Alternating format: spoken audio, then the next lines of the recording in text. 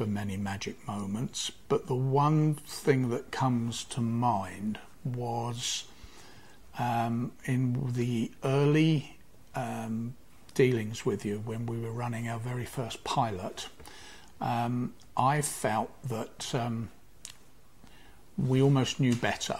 We tried to create what we felt was a more comprehensive spidergram on the front of the reports, and asked Steve to produce it in far more detail than he did normally. Steve cautioned against it, however did what we asked him to do, and then was kind enough not to say anything when we went back and said this looks like a real mess and nobody can understand it, and went back and re-delivered it the way that he told us he ought to do it right from the very start. That for me was a magic moment, because A, he didn't say I told you so, B, he very kindly went right back and reproduced it, and C, we got the kudos from the client that it was adaptable, flexible, we could do what we needed to do. I think it's a service that we get from a global perspective. So every time we set up something, our concern is get the 360s out.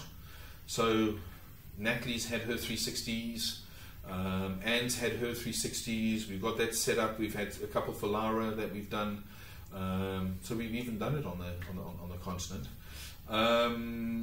The way that they've been done, the way that they've been handled, the way that Steve's pushed to get those things done, to get them out, especially during the initial stages, because everyone's quite sceptical. Yes, I was working in California and I had a request for something, and I needed to get that to the customer by that afternoon. Now, CR360 had already shut for the afternoon because it was Friday and, you know, California, London timing. And I thought, oh my goodness, this is never going to happen, but I'll have a punt anyway. And I sent you an email, and lo and behold, somebody went back to the office, answered my need, and I could get it to the customer in California before close of play California time. And that was absolutely fantastic. I was so grateful.